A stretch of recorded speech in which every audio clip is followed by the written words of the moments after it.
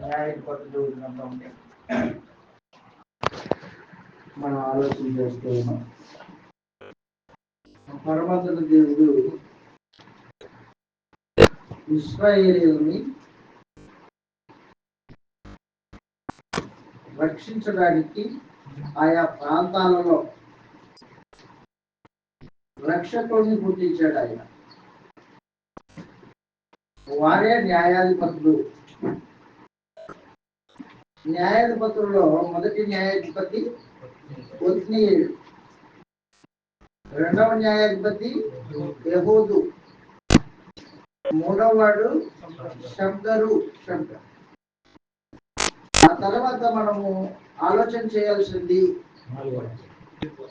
నాలుగవ వ్యక్తి ఒక స్త్రీ దెబోరా. ఆమె ప్రవక్తి అని కూడా చెప్పబడింది గ్రంథంలో. దేవుని పక్షాన ఆమె ఇశ్రాయేలీయులను వారి న్యాయ సంబంధమైన కార్యక్రమాల్లో తీర్పు తీర్చేది ఆమె. సైన్యాన్ని నడిపించిన ఆమె కాదు, ఆమె సైన్యాన్ని నడిపించిన వాడు బారాకు అనే వ్యక్తి ఉన్నాడు. న్యాయాధిపతుల గ్రంథం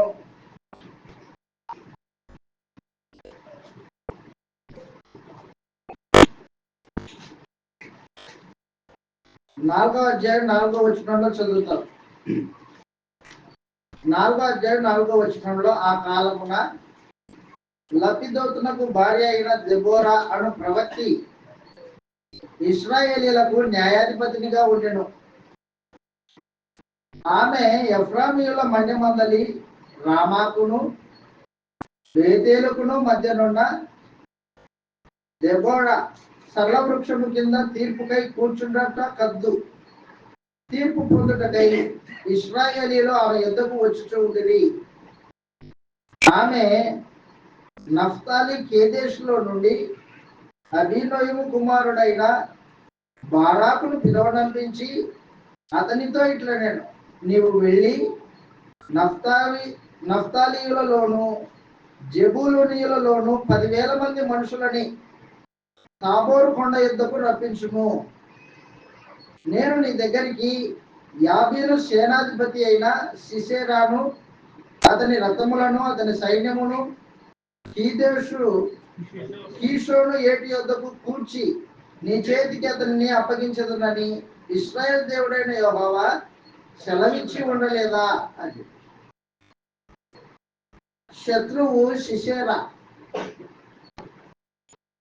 ఇశ్రాయేలీయులకు శత్రువు సిసెరా అనేవాడు.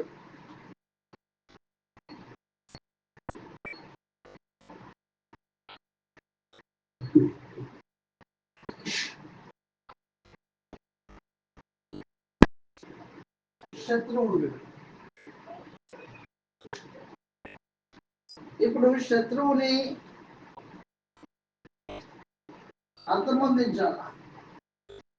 అంతమొందించాలంటే దేవుడి సందేశము దెబోరా ద్వారా బారాకుకు తెలియజేయబడింది.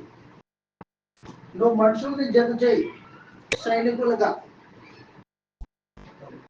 అతన్ని సిసెరా అనేవాడిని నీ చేతికి అప్పగిస్తాడు దేవుడు అని చెబితే, ఈ బారాకు నేను యుద్ధానికి ఒంటరిగా వెళ్ళను, నువ్వు కూడా ఉండాలా అని దెబోరాని వేడుకుంటాడు.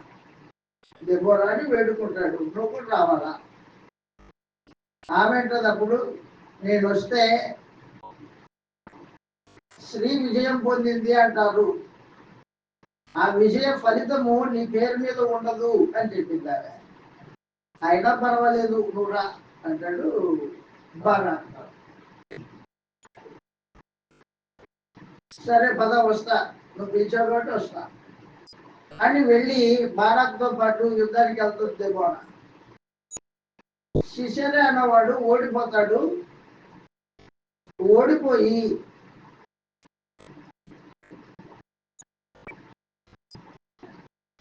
పరిగెత్తుతాడు. పరిగెత్తి ఒక ఇంటిలో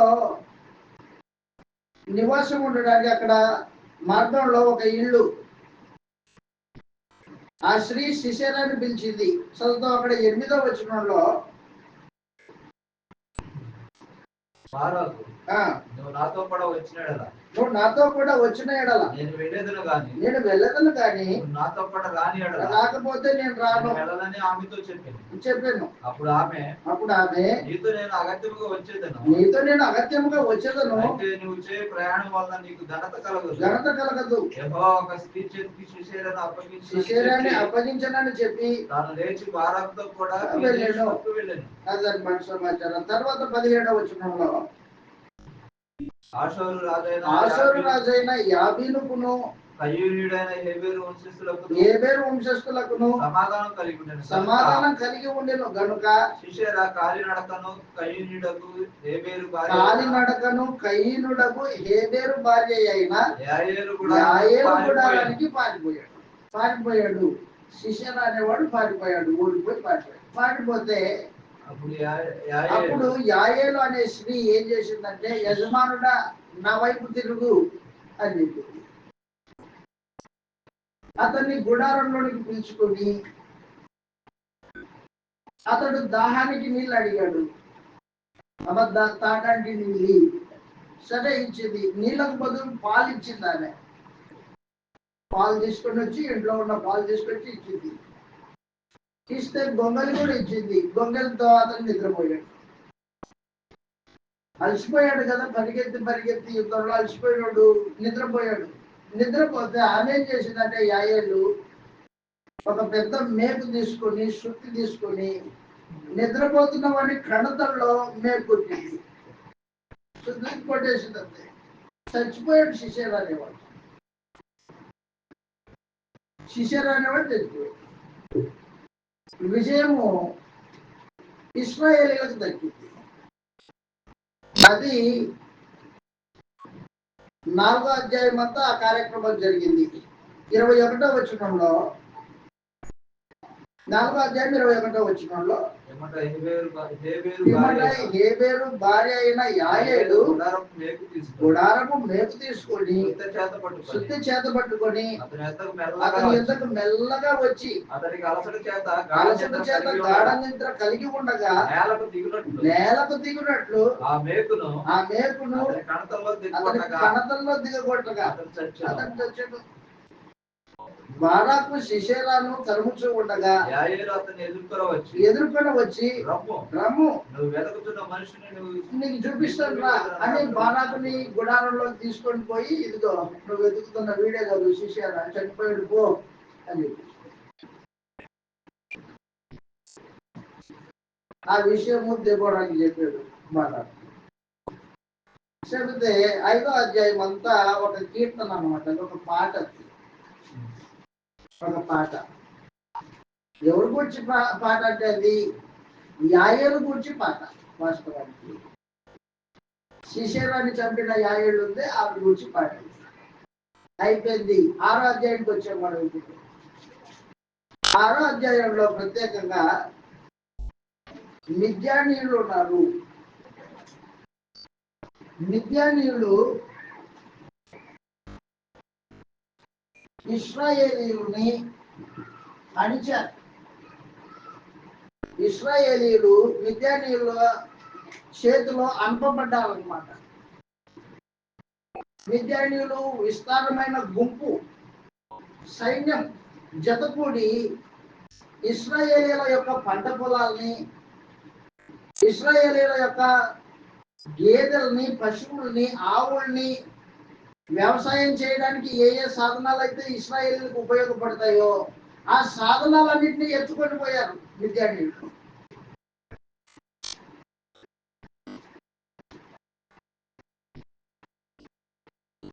వ్యవసాయం చేయడానికి అవకాశం లేని పరిస్థితులు. ఆ సమయంలో దేవుడు మిద్యానీయుల చేతిలో నుండి ఇశ్రాయేలుని విడిపించడానికి గిద్యోనుని ఏర్పాటు చేసుకున్నాడు.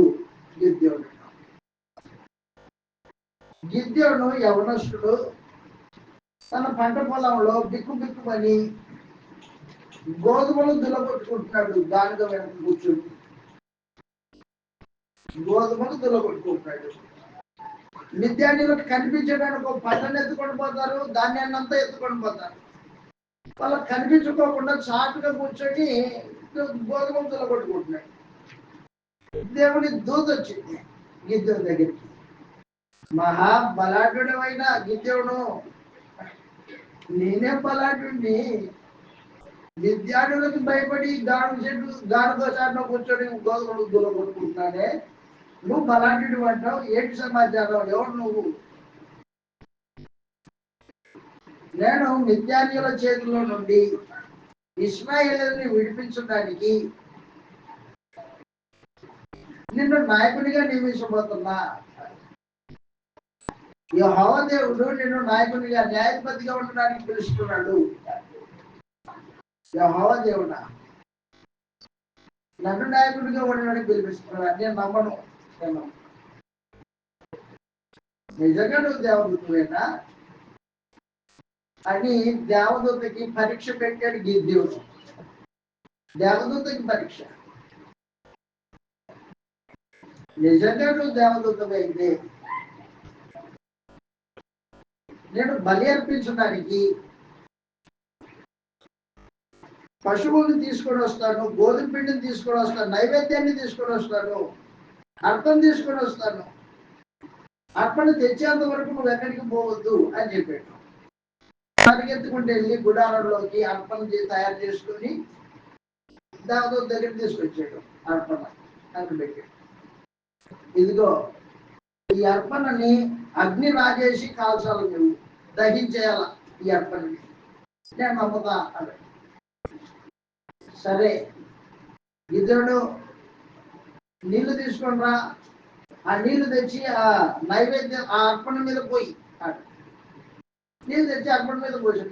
నీళ్లు పోస్తే అగ్ని రాసి పెట్టడానికి అవకాశం ఉంటుందా? ఉండదు. నీళ్లు పోయి అని చెప్పింది. చెబితే ఏం చేశాడంటే నీళ్లు పోసాడు. నీళ్లు పోస్తే దేవుడు ఆ నైవేద్యాన్ని కాల్చేశాడు. నాకు అర్థమైంది, నువ్వు దేవదూతవే.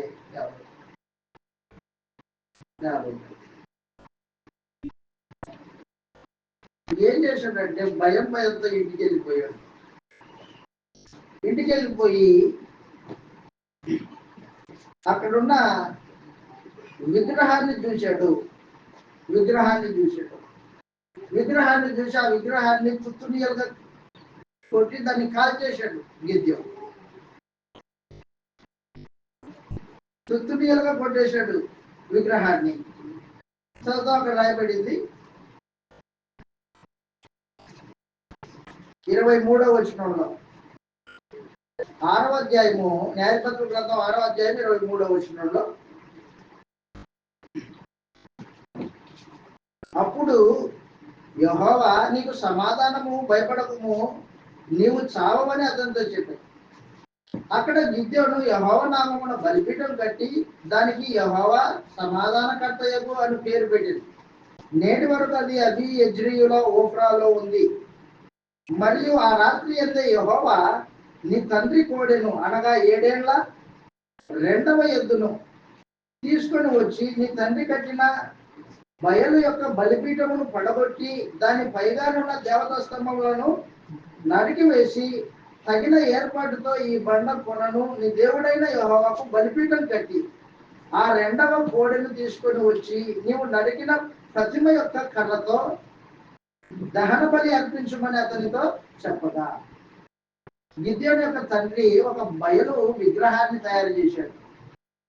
బయలుదేవతను పూజించేవాడు గిద్యోను యొక్క తండ్రి. ఇప్పుడు గిద్యోనుకి సెలవిస్తున్నాడు దేవుడు, ఇదిగో మీ నాన్న నిలబెట్టిన విగ్రహం ఉంది, ఆ విగ్రహాన్ని కొట్టేసేయి, సునకలు చేయి, దాన్ని పడగొట్టు, ఆ తర్వాత ఒక బలిపీఠం కట్టి దాని మీద బలి అర్పించు అని చెప్పేసి. గిద్యోను ఏం చేశాడంటే ఆ కార్యక్రమము పగలు చేయడానికి భయంతో ఉండి పగలు చేయలేక రాత్రి చేశాడు ఆ కార్యక్రమాన్ని. బయలు విగ్రహాన్ని పడగొట్టి బలిపీఠం కట్టి దాని మీద బలి అర్పించాడు. తెల్లారితే బయలు దేవత లేదు. ఇశ్రాయేల్ ప్రజలంతా బయలు పూజించే వాళ్ళు. అప్పుడు గిద్యోను తండ్రి కూడా విగ్రహారాధికుడే. ఆ మాటకు వస్తే ఎవరు ఈ బయలుదేవతను పడగొట్టింది ఎవరు అని ఆ విచారిస్తే ఇంకెవరున్నారు? మహాబలాఢ్యుడు. ఎవరు? గిద్యోను. నీ కుమారుడే అయ్యా నువ్వు పెట్టిన విగ్రహాన్ని పడగొట్టాడు. అవునా? సచ్చిన వాళ్ళంతా నీ కుమారుని చంపేస్తామని చెప్తున్నారు. అప్పుడు గిద్యోను యొక్క తండ్రి నిజంగా ఆ బయలు దేవత అయితే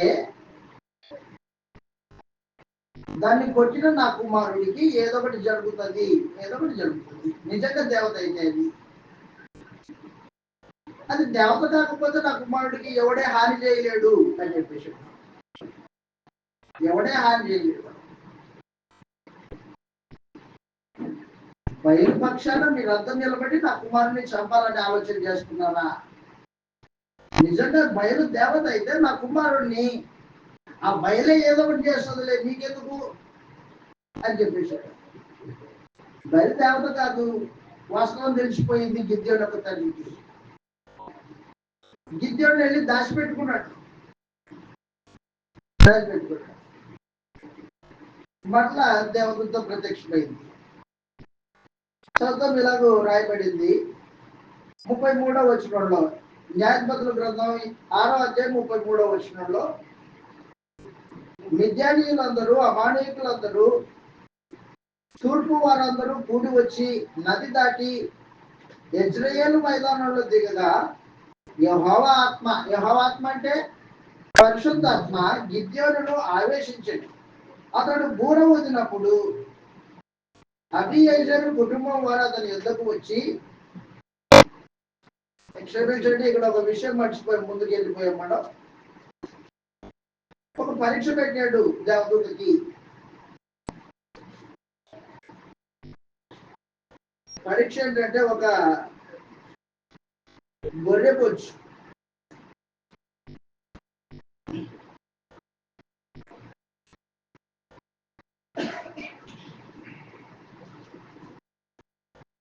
చదువుతో ముందుకెళ్తూ వస్తుంది. 37వ వచనంలో తెలుపబడింది అది.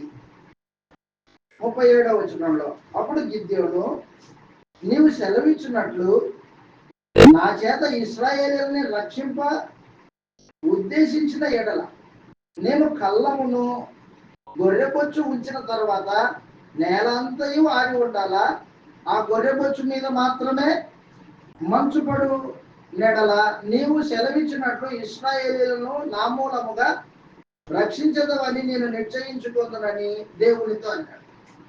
ఏం చేశాడు? పరీక్ష పెట్టాడు దేవుడికి. నిజంగా మిద్యానీయుల్ని నా చేతికి అప్పగిస్తున్నావో లేదో నాకు తెలియదు. అయితే ఒక పరీక్ష, చిన్న పరీక్ష.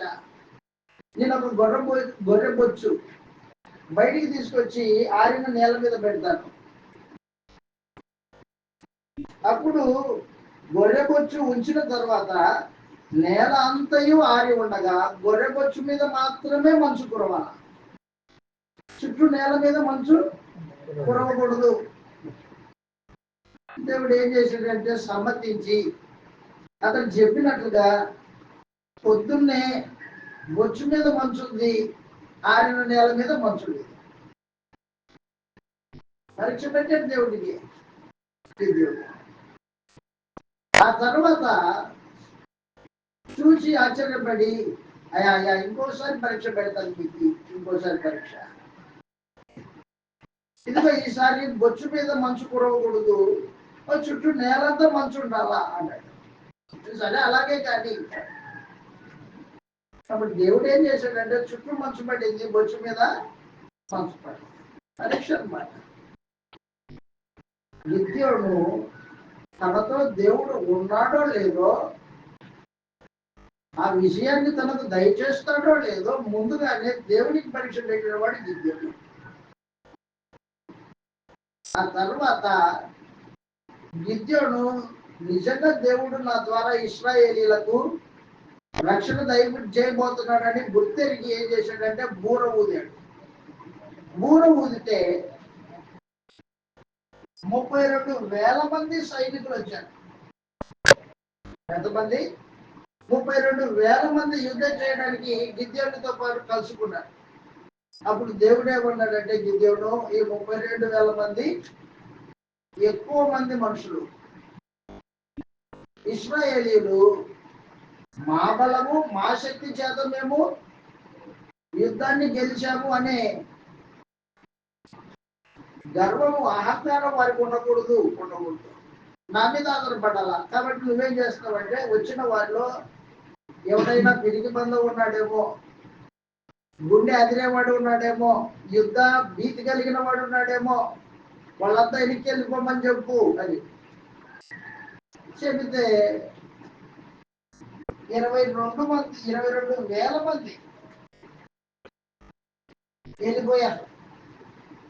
ఎంతమంది ఉన్నారు ఇప్పుడు? 10,000 మంది ఉన్నారు. మైనస్ చేస్తే 10,000 మంది. ఈ 10,000 మంది కూడా ఎక్కువే. ఈ 10,000 మంది కూడా ఎక్కువే. కాబట్టి వీళ్ళని ఏం చేస్తామంటే, నది దగ్గరికి నడిపించి కుక్క గతికినట్టు నీళ్లు గతకాలని చెప్పు. కుక్క గతికినట్టు నీళ్లు గతకాల అని చెప్పు. సరేనా అని వీళ్ళని నది దగ్గరికి నడిపించి ఆ కుక్క గతికినట్టు నీళ్లు గతకాల అని చెప్పి చెబితే, కొంతమంది వంగి దోషలతో నీళ్ళు తీసుకొని గతికారు. మరికొంతమంది మోకాల్లోని నీళ్లతో ఇట్లా గతికారు. మోకాల్లోన పోకుండా నీళ్లను చేతితో తీసుకొని గతికిన వాళ్ళు ఎంతమంది లెక్క కట్టి విద్యోను అనేట. ఎంతమంది వాళ్ళు? 300 మంది. ఎంతమంది? 300 మంది. మిగతా వాళ్ళంతా 700 మంది. 9,700 మంది ఎలా గతికారు వాళ్ళు? మోకాల్లోనే గతి. ఏదో వీళ్ళొద్దు, నీతో పాటు యుద్ధానికి వద్దు. ఎవరైతే చేతితో తీసుకొని మోకాళ్ళు ఉండకుండా గతికారో 300 మంది, వీరి ద్వారా ఇశ్రాయేలీలకు విజయాన్ని ఇస్తాడు అని చెప్పేసి. వీరి ద్వారా ఇశ్రాయేలీలకు విజయాన్ని ఇస్తాడని. యుద్ధానికి వెళ్ళు. ఆ యుద్ధం కూడా నువ్వు చేసేది కాదు, అది నేను చేస్తా. నీ పక్షాన నేను చేస్తా. మీరు చేయాల్సిందంతా ఒకటే, చేతిలో గూడ పట్టుకోండి.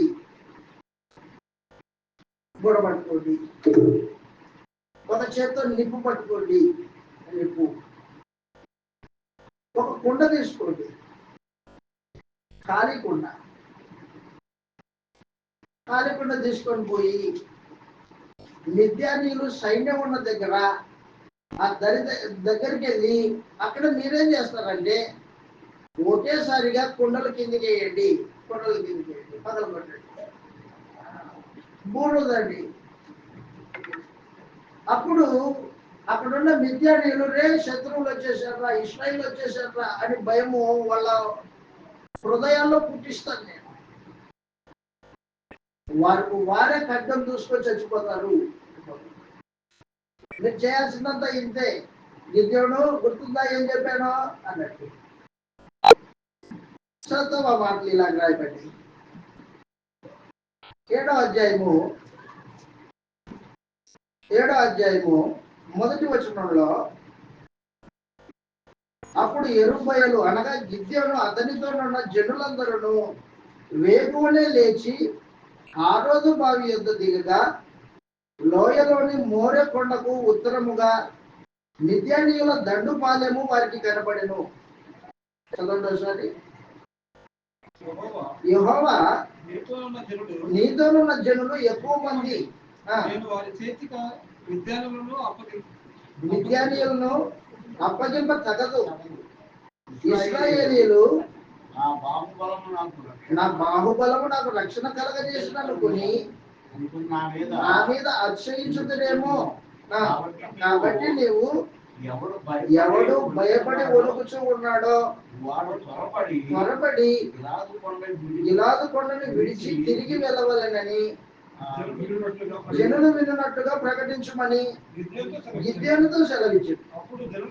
అప్పుడు జనులలో నుండి అదిగో 22,000 మంది మైనస్ అయిపోయారు. 10,000 మంది మిగిలి ఉన్నారు. యెహోవా ఈ జనులు ఇంకా ఎక్కువ మంది నీళ్ళ యొద్దకు వారిని దిగజేయము. అక్కడ నీ కొరకు వారిని శోధించదను. ఇతడు నీతో కూడా పోవాలని నేను ఎవరిని గురించి చెప్పుదునో వాడు నీతో పోవాలను.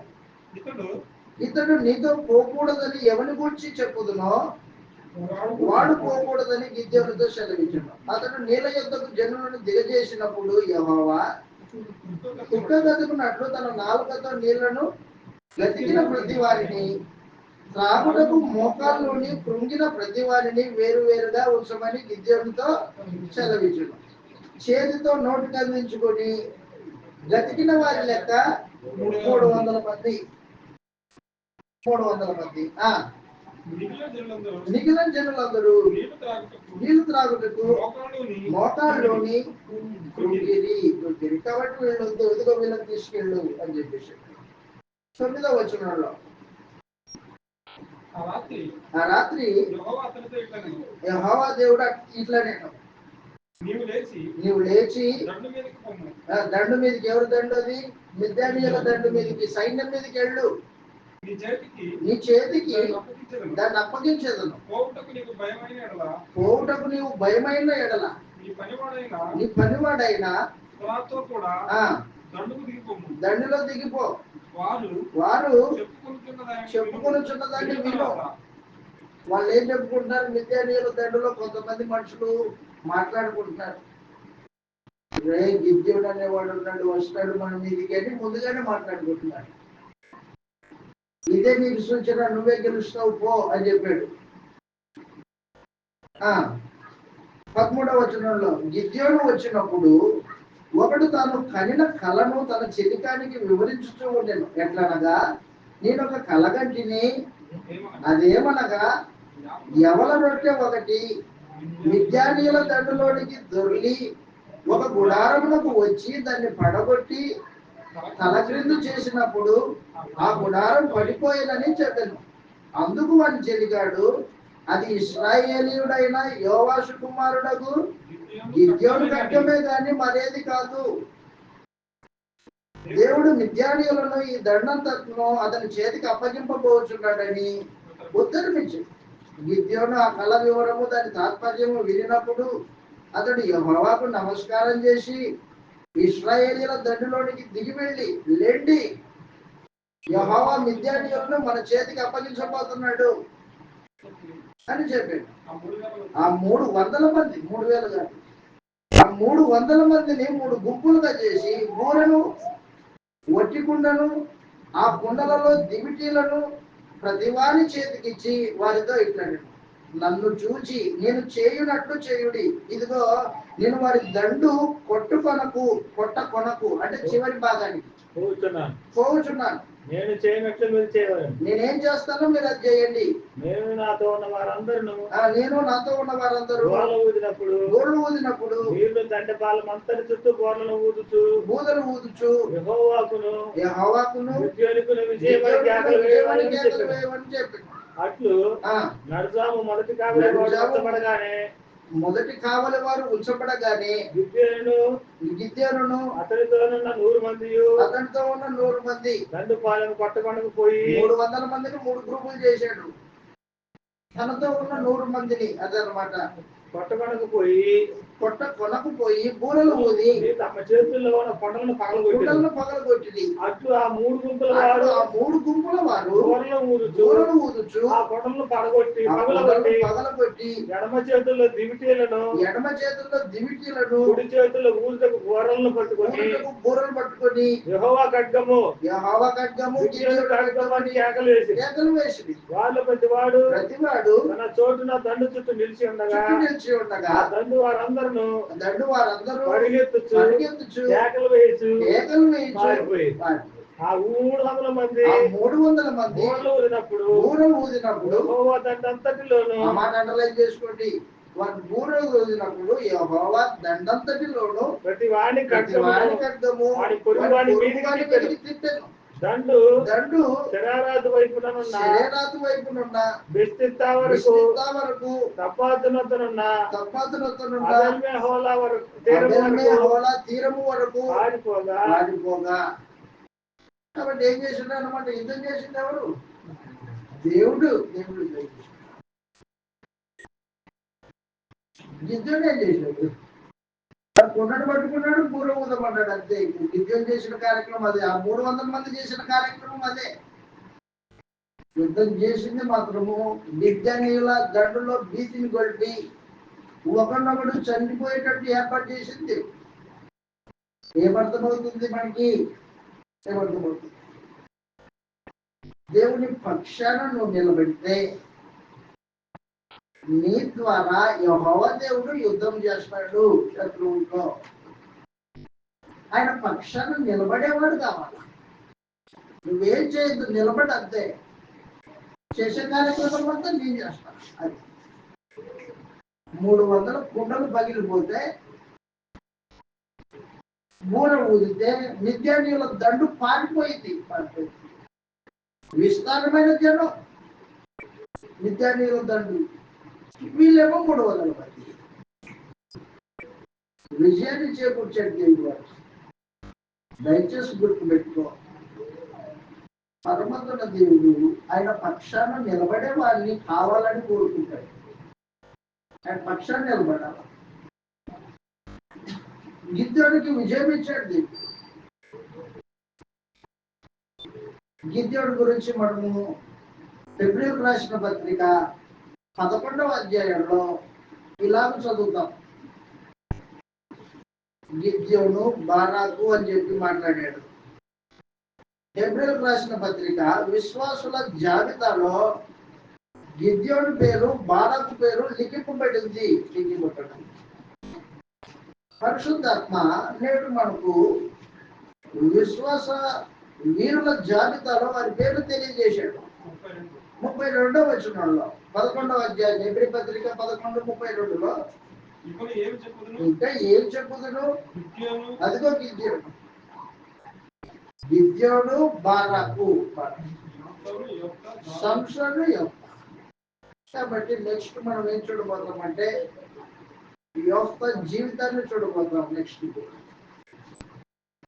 గిద్యోను ఉన్నతమైన క్యారెక్టర్ కలిగిన గిద్యోను. దేవుడు చేసిన కార్యాలు తన మనసులో ఉన్నాయి గిద్యోనికి. ఆ యుద్ధ విషయము అతని జీవితాన్ని సంపూర్ణంగా మార్చేసింది. దేవుడి మీద ఆధారపడిన వాడి గిద్యోను. ఇశ్రాయేలు ప్రజలంతా వచ్చేసారు. అయ్యా మిద్యానీయుల చేతుల నుండి మమ్మల్ని కాపాడావు, కాబట్టి నువ్వు నాయకుడిగా ఉండు అని చెప్పారు. నువ్వు మమ్మల్ని ఏలు అని అవకాశం ఇచ్చారు గిద్యోనికి ప్రజలంతా. అప్పుడు అంటున్నాడు గిద్యోను, నేనైనను నా కుమారుడైనను మిమ్మల్ని ఏలకూడదు, యెహోవా దేవుడే మిమ్మల్ని ఏలుతాడు అదనమాట. పదవి కాంక్ష లేనివాడు గిద్యోను. పదవి కాంక్ష లేనివాడు, ప్రజల్ని ఏలుబడి చేయాలన్న ఆలోచన లేనివాడు గిద్యోను. వద్దు, నేను కానీ నా కుమారుడు కానీ వెళ్ళడానికి వెళ్ళలేదు. దేవుడే మీ దేవుడు వెళ్తాడు, యెహోవా దేవుడే వెళ్తాడు మిమ్మల్ని. కాబట్టి గిద్యోను యొక్క జీవితాన్ని మనం ఆలోచన చేసినప్పుడు దేవుడి మీద ఆధారపడిన వాడై, పదవి కాంక్ష లేని వాడై, ప్రజల్ని రక్షించిన వాడై ఉన్నాడు. ఆ తర్వాత మనం చూస్తాము 9వ అధ్యాయము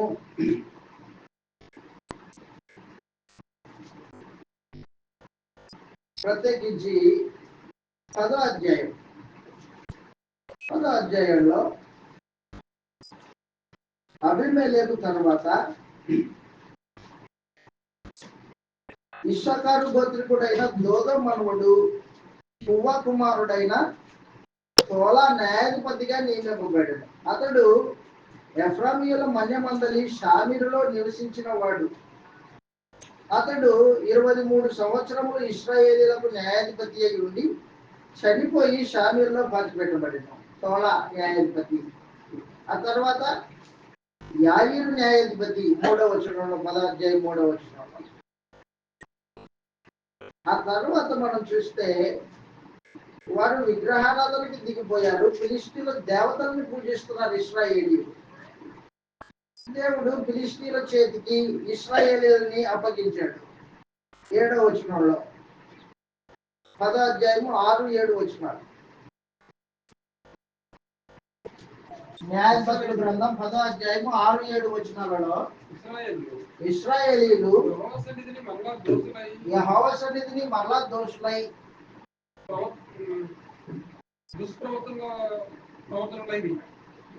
దుష్ప్రవర్తనలు జరిగించారు.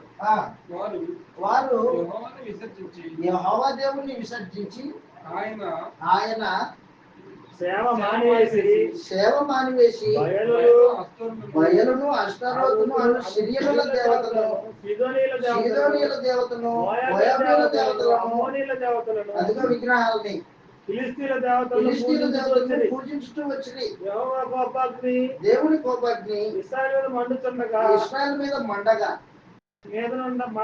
ఆయన ఫిలిష్తీయుల చేతికి అమ్మోనీయుల చేతికి వారిని అప్పగించేశారు. వారు ఆ సంవత్సరం మొదలుకొని ఇశ్రాయేలీయులను అనగా యొర్దాను అవతలనున్న గిలాదు నందలి ఆమోరీయుల దేశంలో కాపురమున్న ఇశ్రాయేలీయులను 18 సంవత్సరాలు చిత్తుకొట్టి అణిచివేసి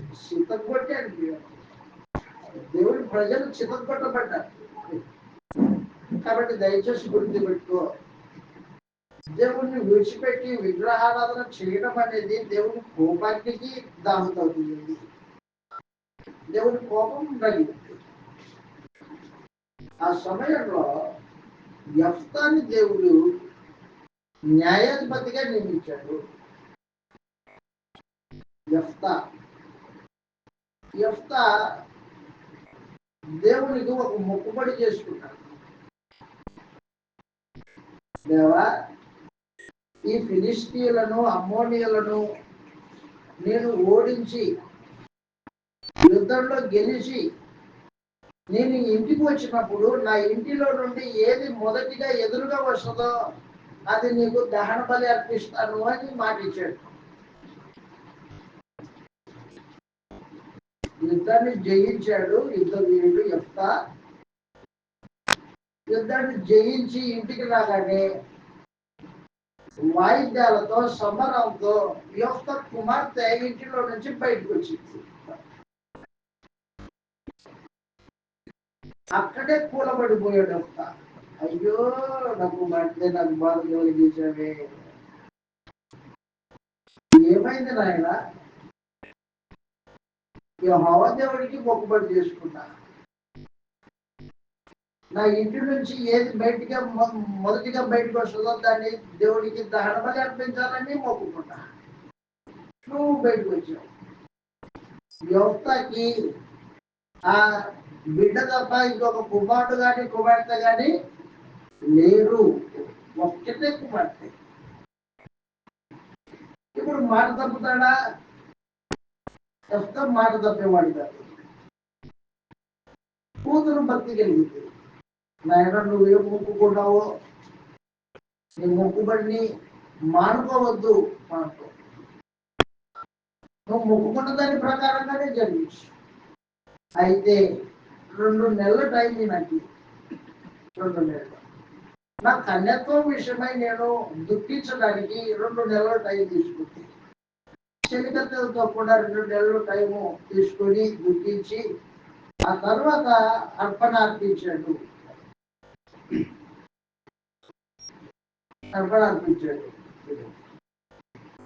అయిపోయింది యొక్క జీవితం. అదంతా 11వ అధ్యాయంలో మనం చదువుతాం. 11వ అధ్యాయంలో చదువుతాం మనం. ఆ తర్వాత మనకు ఇప్పుడు 12వ అధ్యాయానికి వచ్చాం. 12వ అధ్యాయము 7వ వచనంలో యెఫ్తా 6 సంవత్సరములు ఇశ్రాయేలీయులకు న్యాయాధిపతి అయి ఉండెను. గిలాదు వాడైన యెఫ్తా చనిపోయి గిలాదు పట్టణంలో ఒక దాని యందు పాతిపెట్టబడిను. అతని తర్వాత బెత్లెహేము వాడైన ఇబ్సాను ఇశ్రాయేలీయులకు అధిపతిగా ఆయను. ఆ తర్వాత 11వ వచనంలో అతని తర్వాత జేబులూనుడైన ఏలోను ఇశ్రాయేలీయులకు అధిపతి ఆయను. అతడు 10 ఏళ్ళు ఇశ్రాయేలీయులకు అధిపతిగా ఉండెను. ఆ తర్వాత జెబూలూనుడైన ఏలోను చనిపోయి జెబూలూను దేశమందలి అయ్యాలోనులో పాతిపెట్టబడెను.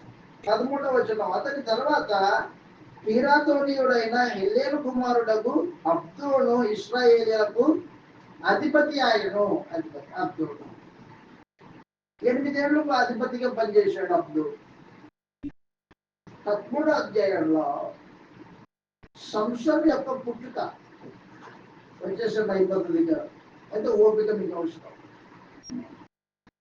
విశ్వాస వీరుడు సంసోను. ఫిలిష్తీయుడు ఇశ్రాయేలీయుల్ని బానిసలుగా చేసుకుంటారు. ఆ సమయంలో ఫిలిష్తీయుడు దేవుడు ఫిలిష్తీయుల చేతుల్లో నుండి ఇశ్రాయేలీయుల్ని విడిపించడానికి ఒక ప్రత్యేకమైన జంటని ఏర్పాటు చేశాడు. ఆ జంట ఎవరు? మనోహ భార్య. మనోహ ఎవరు? సంసోను తల్లి. సంసోను తల్లి మనోహ భార్య పొలంలో పనిచేసుకుంటుంటే దేవదూత ప్రత్యక్షమైంది. అమ్మా, నువ్వు ద్రాక్ష నుండి పుట్టిన దానిని దేన్ని ముట్టుకోవద్దు, తినొద్దు, ద్రాక్ష పండు తినొద్దు. దేవుడు నీకు గర్భఫలమును దయచేయబోతున్నాడు అని చెప్పి వెళ్ళిపోతే ఆమెకు అర్థం కాని పరిస్థితి. ఆ విషయాలన్నీ తన భర్తకు వచ్చి చెప్పింది. భర్త మనోహ మోకరిల్లి ప్రార్థన చేశాడు. దేవుడా, నువ్వు పంపించిన దూత మరలా వచ్చి పుట్టబోయే బిడ్డ ఎలాంటి వాడు అవుతాడో వాడిని మేము ఎలాగూ సనదులు నేర్పించాలో, ఎలా పెంచాలో మాకు తెలియజేయు అని ప్రార్థన చేశాడు. ప్రార్థన చేస్తే పరమాత్మ దేవుడు మరలా దూతని పంపించాడు. ఈసారి మనోహ లేడు, ఆమె ఒక్కతే ఉంది. ఆమె ఒక్కతే ఉంటే దేవదూతను చూసి నువ్వు ఇక్కడే ఉండు, మా ఆయన్ని పిలుచుకొస్తా అని పోయింది. పరిగెత్తుకుంటే మనోహర్ని పిలుచుకోవచ్చు. అప్పుడు చెప్పాడు, నీ పుట్టబోయే బిడ్డ నజీరు చేయబడిన వాడై ఉంటాడు. నాజీరు చేయబడిన వాడై ఉంటాడు. వ్రతం అన్నమాట, నాజీరు వ్రతం. తల కొరిగించుకోకూడదు, మగాల కత్తి తల మీద వేయకూడదు. ఆ తర్వాత ద్రాక్షవల్లి నుండి పుట్టినది ఏదే కానీ ఈమె తినకూడదు అని ఫిలిష్తీయుల చేతుల్లో నుండి ఇశ్రాయేలుని వినిపించే న్యాయాధిపతి ఈ సంసోను పుట్టబోయే బిడ్డ. సమాచారం చెప్పాడు దేవదూత. చెబితే ఆ తల్లి ద్రాక్షవల్లి నుంచి పుట్టింది ఏదే కానీ తిన్నది కాదు. దేవుడు చెప్పినట్టుగా సంసోను పుట్టాడు. సంసోను పెద్దవాడై యవనస్తుడై, భక్తుడికి పెట్టుకో, యవనస్తుడై ఒక అమ్మాయిని ఇష్టపడ్డాడు. వాళ్ళ తల్లిదండ్రుల దగ్గరికి వచ్చి, నాయన నేను ఒక అమ్మాయిని ఇష్టపడ్డాడు, ఆ అమ్మాయిని ఇచ్చి పెళ్లి చేయి నాకు అన్నాడు. మనోహ,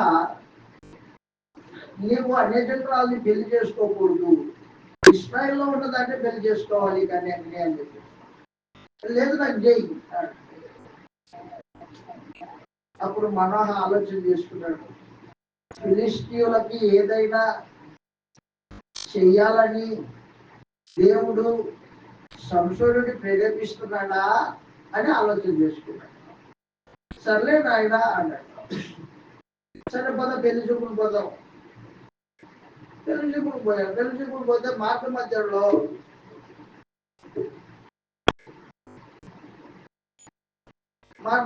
సింహం అడ్డు వచ్చింది.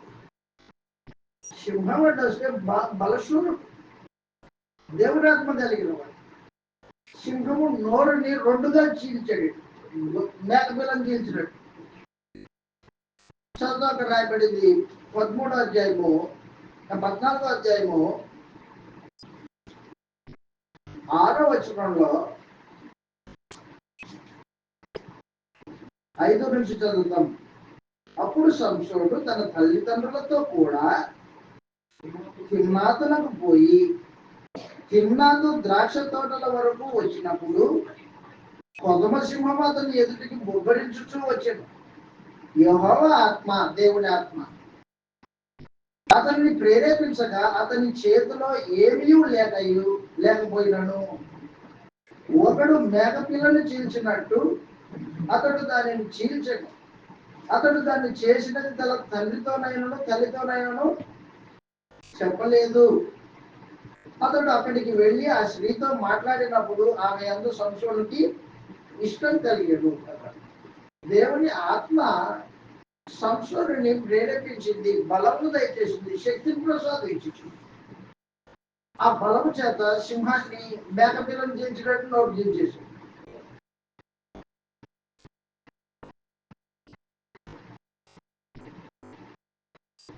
ఆ దినాలలో ఒక మర్యాద ఉంది. పెళ్లి చూపులకు పోయినప్పుడు విందు చేస్తారు. 7 రోజులు విందు. 7 రోజులు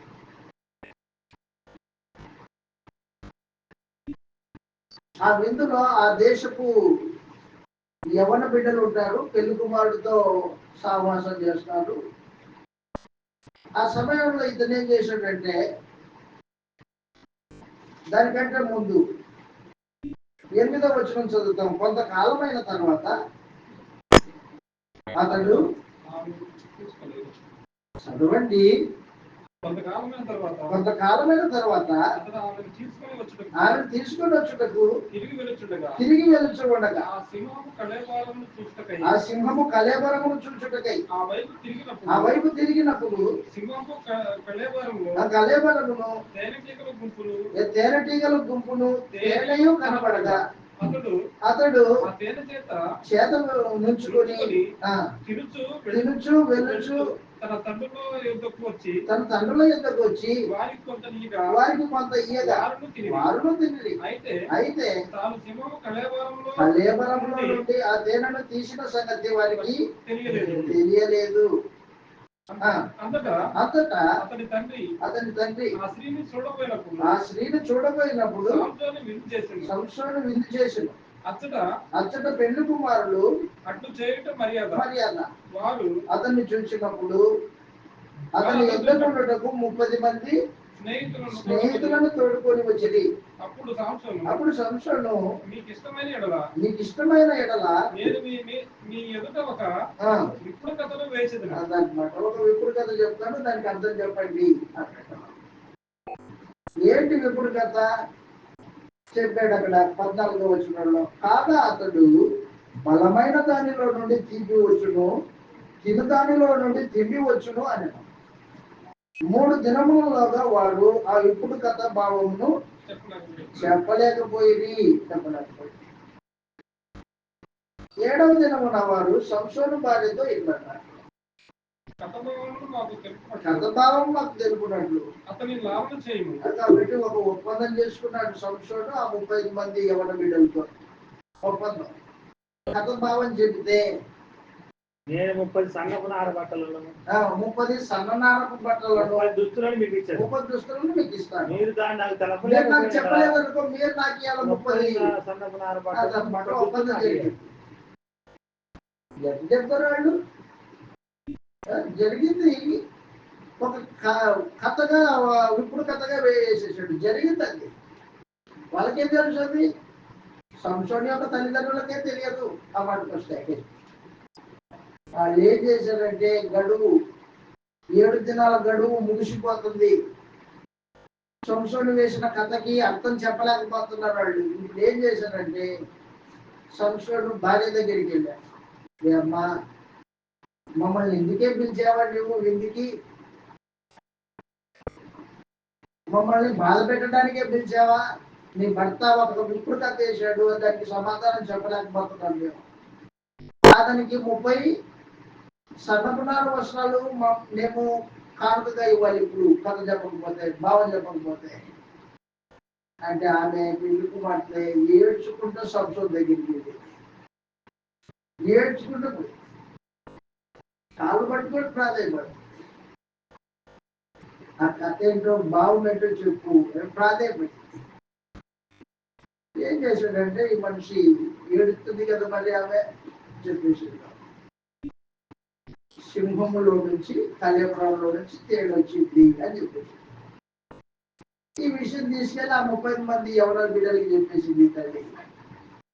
వాళ్ళు వచ్చి సంసోనుకి ఆ విషయం చెబితే ఆయన అంటున్నాడు ఇప్పుడు 18వ వచనంలో 7వ దినమున సూర్యుడు అస్తమింపక మునుపు ఆ ఊరి వారు తేనె కంటే తీపి అయినది ఏది, సింహం కంటే బలమైనది ఏది అని అతనితో అనగా అతడు నా దూడతో దున్నకపోయిన ఎడల నా విప్పుడు కథ విప్పలేక ఊతురని వారితో చెప్పాను. నా దూడతో దున్నాను అన్నాడు. ఎవరు దూడ? భార్య. నేను చెప్తున్నారు మీరు. సరే అలాగే కానీ చెప్పారు కాబట్టి మీకు 30 సన్నపునార వస్త్రాలు తీసుకొని రావాలా. తీసుకున్న డబ్బులు ఎక్కడ ఉన్నాయి? సంవత్సరానికి డబ్బులు. ఏం చేశాడంటే సంసోను 15:1 కొన్ని దినములైన తర్వాత గోధుమల కోత కాలంలో సంసోను మేకపిల్ల ఒకటి తీసుకొని తన భార్యను చూడవచ్చి అంతఃపురంలో 19వ వచనం క్షమించండి 14-19లో అతని మీదికి మరలా రాగా అతను అస్కెలోనుకు పోయి వారిలో 30 మందిని చంపి వారి సొమ్మును దోచుకొని తన ఇప్పుడు తన భావముడు చెప్పిన వారికి బట్టలను ఇచ్చాను. అతడు కోపించి తన తండ్రి ఇంటికి వెళ్ళగా అతని భార్య అతని స్నేహితుడిగా భావించుకుని అతని చెలికానికి ఇవ్వబడాడు. కాబట్టి ఏం చేశాడంటే కోపంతో ఇంటికి వెళ్ళిపోయాడు. ఎందుకు? దూడతో దున్నాడు కదా, దూడతో దున్నాడు. భార్యతో చూపించాడు, సమాధానం చెప్పాడు. వాళ్ళకి 30 సన్నపునార వస్త్రాలు ఇవ్వాల్సిన పని వచ్చింది. దానికోసం మనుషుల్ని 30 మందిని చంపేసి వాళ్ళ సొమ్మును దోచుకొచ్చి ఆ సన్నపునార వస్త్రం వాళ్ళకి ఇచ్చేసి కోపంతో ఇంటికి పోయేసరికి మామ నా బిడ్డ మీద ఇష్టం లేదేమో అల్లుడికి అని సంసోను స్నేహితుడికి ఆమె ఇచ్చి పెళ్లి చేశాడు. ఇంటికి వెళ్ళిన అతను మనసంతా ఆమె మీదే ఉంది. సంసోను ఆమె చూడడానికి వచ్చాడు. మరలా తిరిగి చూడడానికి వస్తే భార్య లేదు. ఎక్కడికి వెళ్ళింది? నీవు కోపంతో పోయావు కదా, నా బిడ్డను కాదనుకున్నావు అనుకోండి, నేను నీ స్నేహితునికి ఇచ్చి పెళ్లి చేశాడు. అనగానే మనుషుడు ఏం చేశాడంటే అక్కడున్న గోధుమ పంటల్ని, గోధుమలు కోతకాలమున గోధుమలు కోసేసి కుప్పలేశారనమాట. కుప్పలేసేసరికి ఏం చేశాడంటే ఇతను నక్కలను తీసుకొని వచ్చి నక్కల తోకలకి నిప్పంటించి ఆ వాములన్నింటినీ కాల్చేశాడు. ఎవడో ఏం చేసింది? ఎవడో కాదు సంశోడు. ఎందుకు చేశాడు? అదిగో ఆయన భార్యని ఇంకొకరికి ఇచ్చి పెళ్లి చేశాడంట వాళ్ళ మామ, అందుకని చేసేది ఇదంతా. అవునా? పిలిపించారు. పిలిపించి అతన్ని ఇంటి వారిని అందరినీ చంపేశాడు. అక్కడున్న ఫిలిష్తీ బంధువులు చెబుతావు నువ్వు, మరలా యుద్ధానికి కూరుకున్నాడు సంశోడు. వాస్తవానికి దయతో గుర్తుపెట్టు, ఫిలిష్తీయులు అంచడానికి దేవుడు సంసోనుని ఏర్పాటు చేసి పెట్టాడు. సంసోను న్యాయాధిపతిగా ఇశ్రాయేలీయులకు నెమ్మది కలగజేయాలి.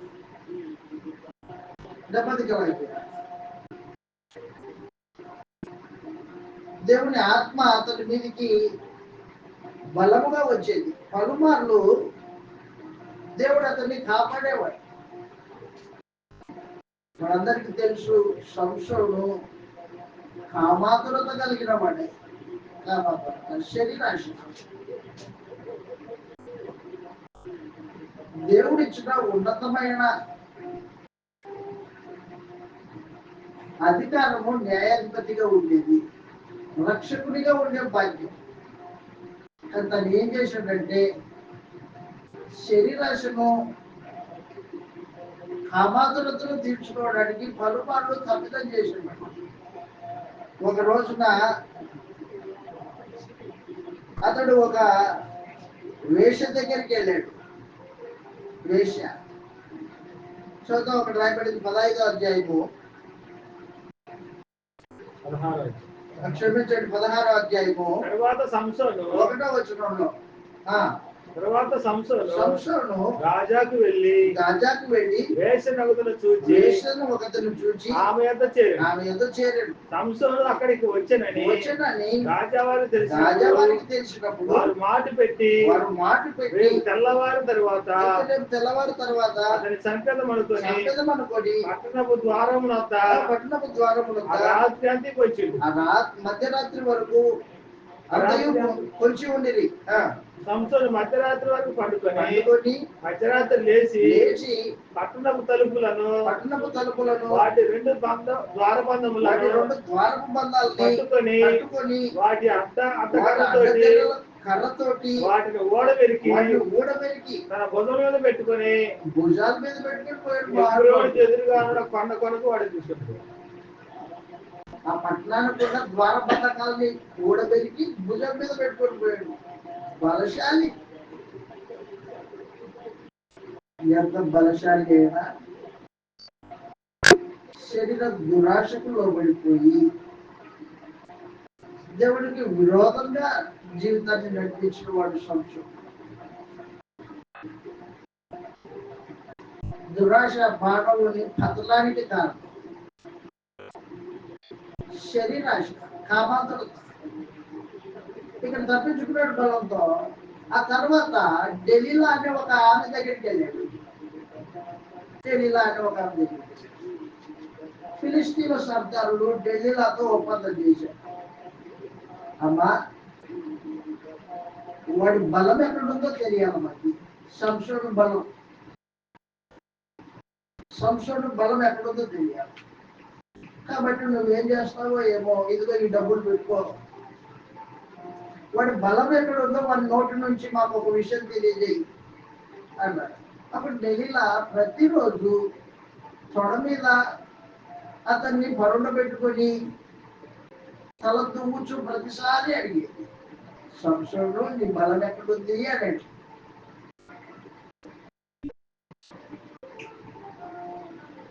నీ బలం ఎక్కడుంది?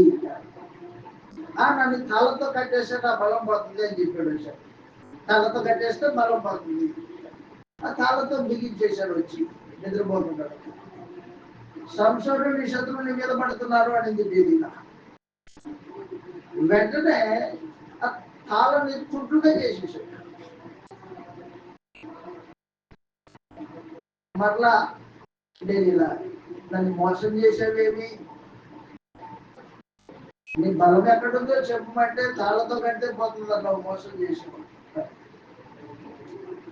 ఢిల్లీల యొక్క ఆలోచనని గ్రహించలేకపోయాడు సంసోను. 2 సార్లు 3 సార్లు అలా జరిగింది. 3 సార్లు జరిగింది. 4వసారి విసిగిపోయి ఢిల్లీలో అడుగుతున్న మాటకి మనసులో ఇక బాధపడిపోయి చెప్పేశాడు, నువ్వు పుట్టింది మొదలుకొని మంగళకత్తి నా తల మీద వేయలేదు అని చెప్పేసి నిద్రపోయాడు. తొడ మీద నిద్రపోయాడు కదా, ఏపుగా నిద్రపోయాడు. నీట్గా సేమ్ చేసేసింది గుండు.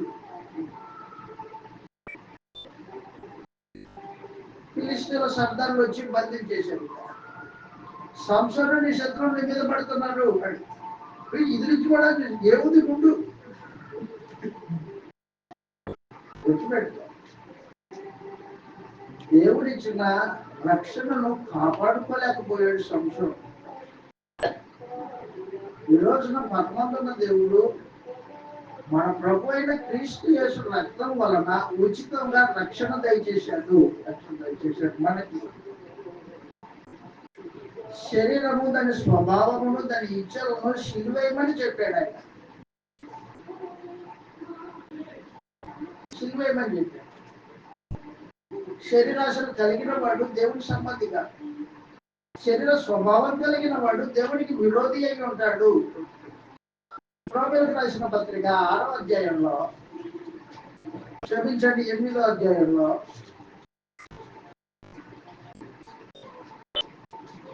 అన్ని సమయాల్లో రక్షణ ఉంది అనుకోవద్దు. రక్షణ కాపాడుకోవాల్సిన బాధ్యత నీది. రక్షణని దేవుడు ఉచితంగా దయచేశాడు. శరీర స్వభావం కలిగిన వాడు దేవుడికి విరోధి అయి ఉంటాడు. రోమీయులకు రాసిన పత్రిక 8వ అధ్యాయము 5వ వచనంలో ఈ మాట రాయబడింది. శరీరానుసారమైన మనస్సు శరీరానుసారులు శరీర విషయముల మీద మనస్సుంతురు. ఆత్మానుసారులు ఆత్మ విషయముల మీద మనస్సుంతురు. శరీరానుసారమైన మనస్సు మరణము, ఆత్మానుసారమైన మనస్సు జీవమును సమాధానమై ఉన్నది. ఏలయనగా బాబుతో పెట్టుకో, శరీరానుసారమైన మనస్సు దేవునికి విరోధమై ఉన్నది. దేవుడి ధర్మశాస్త్రానికి శరీరానుసారమైన మనస్సు సంశోనికి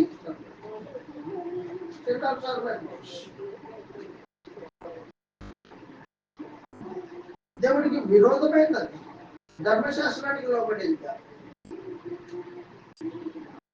శత్రువుల చేతికి చిక్కిపోయాడు సంశోధన. ఈ రోజున దేవుడు మళ్ళా అంటున్నా, దేవుడు మనల్ని అపోస్తలుల బోధ ద్వారా పిలిచి ఉచితంగా రక్షణ దయచేశాడు. రక్షణను కొనసాగించుకోవలసిన బాధ్యత కలిగిన వారమై ఉన్నాం మనమందరూ. రక్షణ కొనసాగించాలి. ఎఫెసీయులకు రాసిన పత్రిక 2వ అధ్యాయము, యేసు ప్రభువునందలి విశ్వాసం ద్వారా దేవుడు ఉచితంగా రక్షణ అనుగ్రహించాడు. ఎఫెసీ పత్రిక 2వ అధ్యాయము, కృప, దేవుడి కృప వలన రక్షింపబడ్డాము. 2వ అధ్యాయము 6వ వచనం నుండి చదువుతాం, 5వ వచనం నుండి చదువుతాం. 4వ వచనంలో, అయినను దేవుడు కరుణా సంపన్నుడై ఉండి మనము మన అపరాధముల చేత చచ్చిన వారమై ఉండినప్పుడు సైతము మన ఎడల చూపిన తన మహాప్రేమ చేత మనలను క్రీస్తుతో కూడా బ్రతికించెను. కృపచేత మీరు రక్షింపబడి ఉన్నారు. క్రీస్తు యేసునందు ఆయన మనకు చేసిన ఉపకారము ద్వారా అత్యధికమైన తన కృపా మహదైశ్వర్యమును రాబో యుగములలో కనపరచు నిమిత్తము క్రీస్తు యేసునందు మనలను ఆయనతో కూడా లేపి పరలోకమందు ఆయనతో కూడా కూర్చుండబెట్టి ఉన్నాడు. మీరు విశ్వాసము ద్వారా కృపచేతనే రక్షింపబడి ఉన్నారు. ఇది మీ వలన కలిగినది కాదు, దేవుని వలనే. కాబట్టి దేవుని కృప వలన మనకు రక్షింపబడ్డాం. రక్షణ కొనసాగించుకోవాల్సిన బాధ్యత ఉంది. ఫిలిప్పీయులకు రాసిన పత్రిక 2వ అధ్యాయం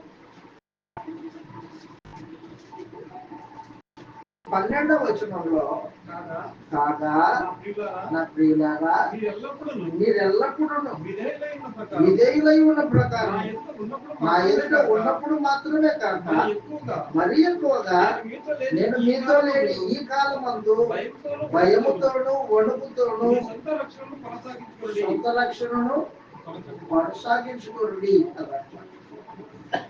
మరణం వరకు రక్షణ కోల్పోకుండా ఉండాలి. రక్షణ ఎప్పుడు కోల్పోతావు అంటే, నువ్వు ఎప్పుడైతే శరీరానుసారంగా ప్రవర్తిస్తావో, ఎప్పుడైతే శరీరానుసారమైన మనసు కలిగి ఉంటావో దేవుడికి విరోధి ఉంటావు. మొదటిది రెండు, లోకాన్ని ఎప్పుడైతే ప్రేమిస్తావో దేవుడికి విరోధి, రక్షణ కోల్పోయే ప్రమాదం. సంసోను తన దేవుడు కృప పొందాడు, బలము దేవుడు కృప వలన ప్రసాదింపబడింది, శక్తి. తను ఏం చేశాడంటే దాన్ని కాపాడుకోవలసింది పోగా దాన్ని శరీర దురాశ కొరకు ఢిల్లీలా దగ్గర తాకట్టు పెట్టేశాడు. శరీర దురాశ, కాపాడుతున్నత సంపూర్ణంగా ఈ ఫిలిష్తీన్లు వచ్చి అతన్ని పట్టుకొని పోయి వారి దేవతకు ఉత్సవం చేస్తున్నారు. ఇప్పుడే శత్రువులు మన చేతికి అప్పగించిన మన దేవత విగ్రహం, బయలుదేవత శత్రువులు మన చేతికి అప్పగించారు. అప్పుడు ఫిలిష్తీయులు సంసోను యొక్క కళ్ళు రెండు తోడేశారు, కళ్ళకు నిప్పంటించారు, కాలిపోయాయి. ఈ సంసోను ఇంత దుర్గతి నీకు ఎందుకు వచ్చింది? రక్షణ కృప కోల్పోయాడు. శరీర దురాశతనికి ఆ దుస్థితికి తీసుకొచ్చింది.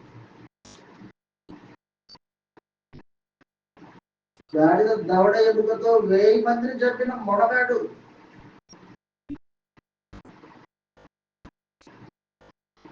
బలశూరుడు సంసోను. కానీ చిన్న శరీర దురాశ అతన్ని సంపూర్ణంగా శత్రువు చేతికి అప్పగింపబడేటట్టు చేసింది. పాపం చిన్నదే, నిత్యత్వాన్ని తాకట్టు పెట్టేంత దుస్థితిలోనికి దిగజారుస్తుంది పాపం. గుర్తుపెట్టుకో, రక్షణ కోల్పోతావు, దేవుడు కృప నుండి తొలగిపోతావు. కళ్ళు తోడేశారు సంసోన్ని, కళ్ళు తోడేసి వాళ్ళ దేవతకు ఉత్సవం చేస్తున్నారు. దేవాలయంలోకి తీసుకెళ్ళి దేవాలయంలో తడుపుకుంటాడు, చేతులు బంధించేశారు. పక్కనే వాళ్ళు ఫిలిష్తీయుల సైనికులు ఇద్దరు సంసోన్ని పట్టుకొని దేవాలయంలో నిలబెట్టారు. ఎక్కడికి వచ్చాం మనం అని అడిగాడు. దేవాలయానికి వచ్చామంట. ఈ దేవాలయానికి మూల స్తంభాల దగ్గర నుండి నిలబెట్టండి అన్నాడు. మూల స్తంభాల దగ్గర నన్ను నిలబెట్టండి. ఈ దేవాలయానికి ఆధారమైన స్తంభాలు అక్కడ నిలబెట్టండి అన్నాడు. 2 స్తంభాల మధ్యలో నిలబెట్టాడు సంసోను. పశ్చాత్తాప హృదయంతో ప్రార్థన చేశాడు, తండ్రి నాకు సహాయం చేయి, ఇష్టలైన వాడిని సంపూర్ణంగా నాశనం చేయడానికి బలమి ఇవ్వాలి. ప్రార్థన చేశాడు. హనుమంతుడు దేవుడు అతని ప్రార్థన అంగీకరించి బలాన్ని దయచేశాడు. ఒకసారిగా ఆ 2 స్తంభాలని దేవాలయం సంపూర్ణంగా కింద పడిపోయింది. దాని కింద పడి చచ్చిన వాళ్ళు ఫిలిష్తీయులు. తాను బతికున్నప్పుడు చంపిన వారందరికంటే చనిపోతున్నప్పుడు చంపిన వారే ఎక్కువ మంది. ఎంత బలమున్నా రక్షణను శరీరాశలకు లోపడిసి పాడు చేసుకున్నవాడు సంపూర్ణ. తర్వాత మార్మర్చి పొందాడు అనుకో, మార్మర్చి పొందాడు. దేవుడు కనికరించాడు, బలం దయచేసాడు. ఈ రోజున తెలిసి పాపం చేస్తే క్రీస్తులోకి వచ్చి రక్షణ దేవుడి వరమని ఎరిగి శరీరాన్ని అపవిత్రం చేసుకోకూడదని ఎరిగి లోకాశలకు లోపడుకోకుండా పరిశుద్ధులుగా బతకాలని తెలిసి అపవిత్రతలో కూరుకున్నవాడు నిత్యాగ్నిదండానికి వెళ్తాడు. నిత్యాగ్నిదండం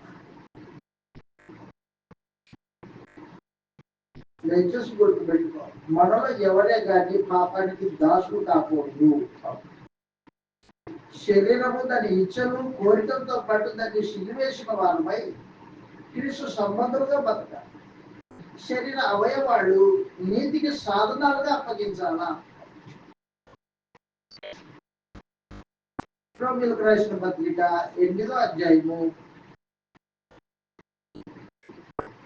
6వ అధ్యాయము 12వ వచనంలో కాబట్టి శరీర దురాశలకు లోపడినట్లుగా సావునకు లోడైన నీ శరీరమును పాపమును ఏలనివ్వకుడి, మరియు నీ అవయవములను దుర్నీతి సాధనాలుగా పాపానికి అప్పగించకుడి.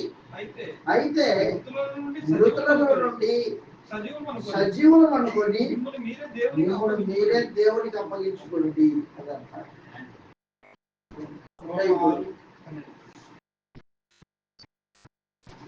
నీతికి సాధనాలుగా అవయవాలను అప్పగించడం అనేది దేవుడు నేడు మనది దగ్గర నుంచి కోరుకుంటున్న, ఆయన అడుగుతున్న కోరికది. పాపముకి దాసులు కాకండి, ఇక మీదట పాపానికి దాసులై ఉండకండి. ఒకప్పుడు పాపానికి దాసులై ఉంటుంది, దేవుడు కృప వల్ల మీరు రక్షింపబడ్డారు. పాపానికి దాసులు కాకండి, రక్షణ పోగొట్టుకోవద్దు అని చెప్పేసి అయిపోయింది. తర్వాత 21 న్యాయపత్రుల గ్రంథము, న్యాయపత్రుల గ్రంథం. సంసోను చనిపోతాడు ఫిలిష్తీయులతో పాటు దేవాలయంలో. చనిపోయిన తర్వాత మనుషులు దేవునికి వ్యతిరేకంగా పాపం చేసేవారై ఉంటారు. 17వ అధ్యాయంలో మీకా అనే ఒక ఎఫ్రామీయుడు ఒక పోత విగ్రహాన్ని తయారు చేసుకుంటాడు. పోత విగ్రహం, ఆ విగ్రహానికి పూజ చేస్తూ ఉంటాడు. ఆ విగ్రహానికి పూజ చేయడానికి ఒక పూజారి లేవీయుడిని ఏర్పాటు చేసి పెట్టారు. ఒక గృహదేవత అన్నమాట. అక్కడి నుంచి వచ్చింది గృహదేవత. ఆ తర్వాత ఈ గృహదేవతను దానీయులు వచ్చి పట్టుకొని పోతారు. దానీయులు వచ్చి ఈ దేవతను పట్టుకొని పోతారు. ఆ లేవి యాజకుడిని కూడా పట్టుకొని పోతారు. జాగ్రత్తగా విను, ఒక గృహంలో ఒక ఇంటికి నువ్వు పూజారిగా ఉండడం కాదు, యాజకుడిగా ఉండడం కాదు, ఒక గోత్రానికి యాజకుడిగా ఉండు, రా మాతో పాటు అని వాడిని పట్టుకొని పోతాను యాజకుడికి. దానీయులు విగ్రహారాధనకి తీసుకుంటారు. ఆ తర్వాత ఒక దుష్క్రియ జరుగుతుంది ఇశ్రాయేల్ మధ్యలో. ఒక అతను ఒక ఆమెను పెళ్లి చేసుకున్నాడు. ఆమె వ్యభిచరించింది, ఇంటి దగ్గర నమ్మకత్వాన్ని కోల్పోయింది. అయితే ఆ యవనస్తుడు ఆమెను వెతుక్కుంటూ మామ ఇంటికి వచ్చాడు. మామ ఇంట్లో ఉంది ఆమె. నేను నా భార్యను తీసుకెళ్ళడానికి వచ్చాను, నాతో పాటు పంపి. సరేనయ్యా పంపిస్తాను, ఈ రాత్రికి ఇక్కడ భోజనం చేశాడు. మరుసటి రోజు తెల్లవారగానే నేను నా భార్య వెళ్ళిపోతాము, గాడి దగ్గర కట్టు. లేదయ్యా ఈ దినం కూడా ఉండు, మాతో పాటు భోజనం అన్నాడు. సరే, అలా 3 రోజులు గడిపాడు అక్కడే. 4వ రోజు మా బతుకులాడుతున్నాడు, ఉండడానికి ఇష్టం లేదు ఇతనికి. బయలుదేరాడు, గద్ద కట్టి ఆమె గాడి మీద కూర్చోబెట్టి బయలుదేరాడు. అన్యజనుల ప్రాంతాన్ని దాటుకొని బెన్యామీను గోత్రము శ్వాసం దగ్గరికి వచ్చాడు. అప్పుడే చీకటి పడిపోయింది. ఇక చీకటి పడితే నడవడానికి అవకాశం ఉండదు. ఏం చేశాడంటే ఆ ఊరిలోకి వెళ్ళి కూర్చున్నాడు. గవిని యొద్ద కూర్చున్నాడు. గవిని యొద్ద కూర్చుంటే ఒక ముసలాయన వచ్చాడు. అయ్యా రాత్రి కూడా కూర్చోకూడదండి, ఇక్కడ మా ఇంటికి రండి అని ఒక ముసలాయన ఆ యవన బిడ్డలను తీసుకొని పోయి ఇంట్లో చేర్చుకున్నాడు. ఆ బెన్యామీనులలో ఒక అల్లరి మూక, ముసలాయన నీ ఇంటికి వచ్చిన కొత్త వాళ్ళు ఎవరు, వారితో మేము చెడుతనం జరిగించాలా, బయటికి తీసుకురా. దుర్మార్గత. ఎవరాళ్ళు? బెన్యామీను గోత్రానికి చెందిన దేవుని ప్రజలు. ఏం చేశారంటే ముసలాయన, అయ్యా నాకు కుమార్తె ఉంది, కన్యక కుమార్తె ఉంది, ఆమెను అతని భార్యను బయటికి పంపిస్తాము, అతన్ని పంపియను అన్నాడు. అతన్ని కూడా పంపి. కానీ ఏం జరిగిందంటే అతని భార్యను మాత్రం బయటికి పంపించాడు.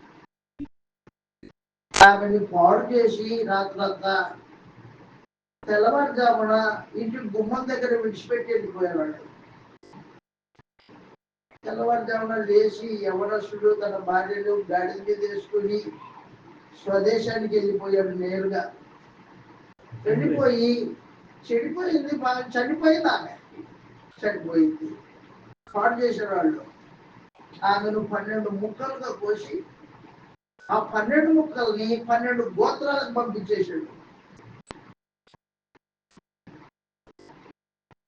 ఎవరా ఈ పని చేసింది? నేనేనండి. ఎందుకు చేశావు? ఇదిగో నేను రాత్రిపూట బెన్యామీను స్వాస్థ్యంలో నివసించడానికి వెళ్ళాను. రాత్రిపూట అదిగో వాళ్ళు ఈ పని చేశారు. నా భార్యని వాళ్ళని ఏం చేయాలి చెప్పండి మీరే. ఏం చేసేదే ఉంది? 11 గోత్రాల వారంతా ఏకమయ్యి బెన్యామీను గోత్రంలో ఉన్న వారి ఇళ్లను సంపూర్ణంగా ధ్వంసం చేసి వాళ్ళందరినీ చంపేసి, బెన్యామీను గోత్రం 5,000 మంది మనుషులు మాత్రమే మిగిలారు. మగవాళ్ళు అందరూ చనిపోయారు. ఈ 11 గోత్రాల వాళ్ళు రేపు బెన్యామీనులకి ఎవరే కానీ తమ కుమార్తెలు లేకూడదు, చెడుతనం చేసిన వాళ్ళు అని చెప్పి ఒక గోత్రము లేకుండా పోతుందేమోనని దేవుడికి ప్రార్థన చేసి ఏం చేయాలి దేవుడా అంటే ఆయన సమాధానం చెప్తారు. కాబట్టి వారికి రాజు లేకపోతే జీవితాలు ఎంత దుర్భరంగా ఉంటాయో, యెహోవా దేవుని ధర్మశాస్త్రాన్ని విడిచిపెడితే జనాంగము ఎంత దుర్మార్గంగా ప్రవర్తిస్తుందో, వారి మధ్య నీతి న్యాయాలు ఏ మేరకు జరుగుతాయో దేవుడు తేటగా తెలియజేశాడు న్యాయపత్రుల గ్రంథంలో. ఆయన ధర్మశాస్త్రాన్ని పాటించితే ఎంత మధురమైన కుటుంబాలు వెలుస్తాయో ఋతు గ్రంథాన్ని చూపించాడు. ఆయన ధర్మశాస్త్రాన్ని అనుసరించుకోకుండా బ్రతికితే ఎంత దుర్మార్గంగా ఉంటాయో మనుషులు అని న్యాయపత్రుల గ్రంథంలో చూపించాడు. ఇంకేమర్థమవుతుంది? పరమోన్నత దేవుడు తన ధర్మశాస్త్రాన్ని ఇచ్చినప్పుడు ఆజ్ఞను అనుసరించి నడిచిన నీతి జనాంగము వద్దిపోతారని ఆలోచన చేశాడు దేవుడు. కానీ ఇశ్రాయేలు 350 సంవత్సరాల పాటు సంపూర్ణంగా దేవుడికి విరోధంగా నడిచి శత్రు చేతులు చిక్కి శత్రువు బాధపడిచినప్పుడు యెహోవా దేవా అని ప్రార్థన చేసి ఆపదలో దేవుడు అనమాట. అలాగే ఆపదలో దేవుడు, ఆపద తీరిపోయిన తర్వాత దేవుడు రక్షకుడిని పుట్టించిన తర్వాత మనసు మదించి హృదయ గర్వంతో మళ్ళా దేవుణ్ణి విగ్రహారాధన చేసేవాడు. పలుమార్లు మనుషులు ఇలాగ సంపూర్ణంగా దేవుడిని విరోధంగా తిరిగినవాడు, పాపం చేసినవాడు. పాపం చేసిన ప్రతిసారి దేవుడు వారిని శిక్షించాడు. పాపము శిక్ష. కాబట్టి దయచేసి గుర్తుపెట్టుకో, పాపము ఎల్లవేళలా దేవుని శిక్షార్హమని. 2, దేవుడి నిబంధనలు అనుసరించుకోకుండా నీ ఇష్టానుసారంగా బ్రతికితే నువ్వు శిక్షార్హుడివి. 3, దేవుడిని విడిచిపెట్టి బ్రతికే ప్రతి వాడికి ఉగ్రత ఉంటుంది. దేవుడి కోపం ఉంటుంది వాడి మీద.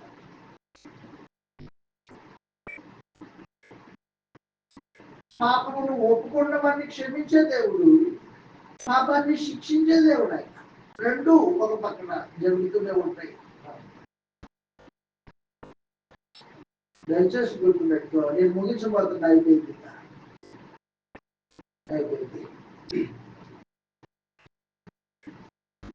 హనుమంతుల దేవుడు ఈ పుస్తకాల ద్వారా ఏం నేర్పదలుచుకున్నాడో జాగ్రత్తగా ఆలోచించు.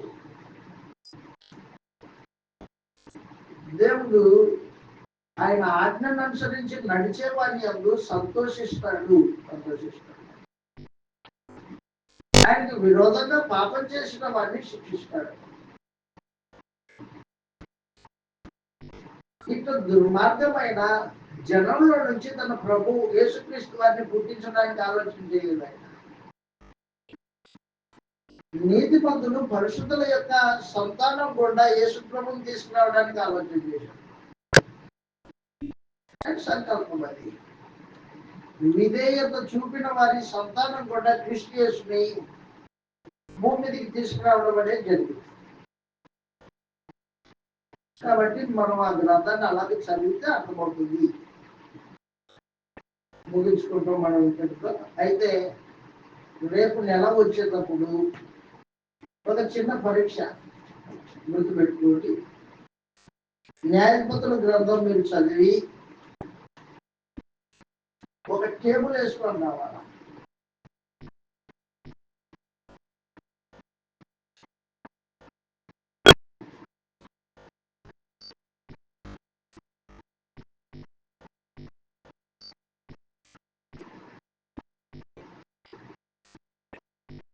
ఒక టేబుల్ వేసుకొని రావాలి. ఏంటంటే మొట్టమొదటిగా ఇశ్రాయేలీయులు దేవుడికి విరోధంగా పాపం చేశారు. మొదటిగా పాపము, వారు చేసిన పాపం ఏంటి? 1. 2, దేవుని కోపము వచ్చిన రెఫరెన్స్, కోపం వచ్చిన రెఫరెన్స్ రాయాలి. 3, వారి శత్రువులకు అప్పగించాడు దేవుడు, శత్రువుల పేరు రాయాలి, శత్రువుల పేరు. 4, వారిని విడిపించడానికి దేవుడు పుట్టించిన రక్షకుని పేరు రాయాలి, న్యాయాధిపతుని పేరు. ఇక్కడ శత్రువు రాసేటప్పుడు శత్రువులు ఎన్ని సంవత్సరాలు వారిని బానిసలుగా చేసుకున్నారు సంఖ్య వేయాల. రక్షకుడు వచ్చిన తర్వాత వారు ఎన్ని సంవత్సరాలు నెమ్మది పొందారు, నెమ్మది పొందిన సంవత్సరాలు రాయాలి. మీకు అర్థమైంది కాదు? రాసుకో. 1, వారు చేసిన పాపం ఏంటి? 2, దేవుడు కోపము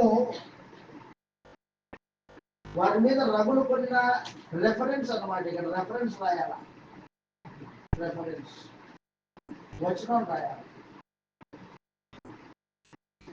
3, శత్రువులు, వారి శత్రువులు ఎవరు? ఫిలిష్తీయులు అయితే ఫిలిష్తీయులు, మిద్యాన్యులు అయితే మిద్యాన్యులు. వాళ్ళు ఎన్ని సంవత్సరాలు బానిసలుగా చేశారు? బానిసలుగా చేయబడిన సంఖ్య, బానిసలుగా చేయబడిన సంఖ్య అన్నమాట. 8 సంవత్సరాలు అయితే 8, 40 అయితే 40. రక్షకుడు ఎవరు? పేరు రాయాలా, రక్షకుడు పేరు రాయాలా.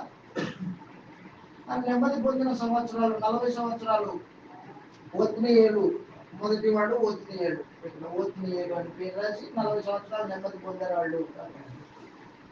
కాబట్టి దయచేసి గుర్తుపెట్టుకో, మీరు గ్రంథాన్ని చదివి ఇవి రాస్తేనే ఈ గ్రంథం మీకు గుర్తుండిపోతుంది. ఆ రూపంలో మీరు గ్రంథాన్ని చదవాలని తప్పకుండా మీరు ఈ పరీక్ష రాసుకొస్తారని నేను నమ్ముతున్నాను. ఇంతటితో మనము ఈ బైబిల్ తరగతిని, న్యాయపతుల గ్రంథాన్ని ముగించుకుంటాం. ప్రార్థన చేసుకుంటాం. కరుణా సంపన్నుడు అని మా ప్రియ తండ్రి, పరిశుద్ధుడైన మందిర మహాప్రేమ కలిగిన తండ్రి, కృతజ్ఞతలు స్తోత్రం ఉన్నాయి. జగత్తు పునాది వేయబడక ముందే క్రీస్తులో మనం ప్రేమించారు. మీకు